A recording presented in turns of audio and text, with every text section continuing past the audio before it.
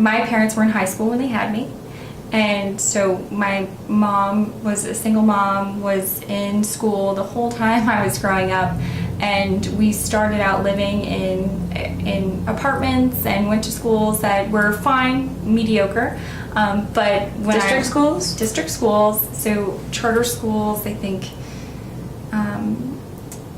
there weren't very many charter schools when I was at that age.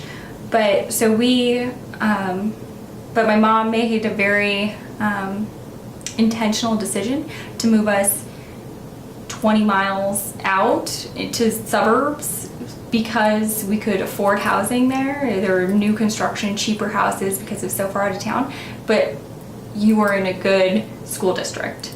So she made that choice, went to a different school, and within my high school, it was just expected that people were going to college.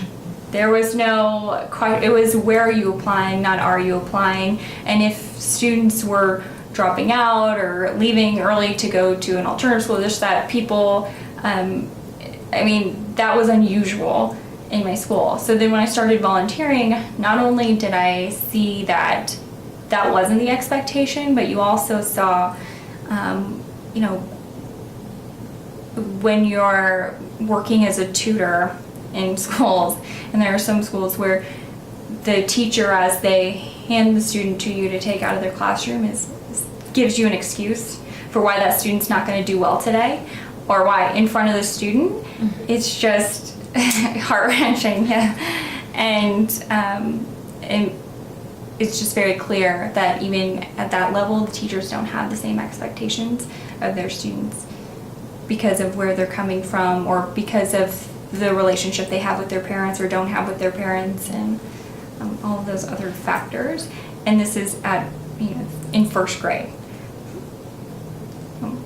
How is that? How do you think that that's different in charters, or why are charters set up in a way to kind of change that game for these kids?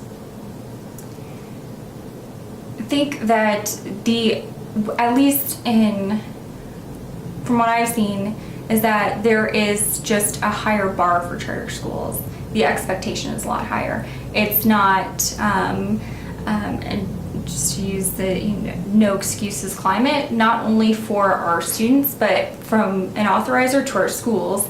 We don't want to see our charter operators get up and say, well, we're not performing because, and these are the reasons, and they all have to deal with demographics of our students. Authorizers don't accept that, and I think then that changes how schools operate, and opening a school in a certain area with a certain target population without having that baggage of the excuses that these students are never going to achieve at a certain level because of where they come from.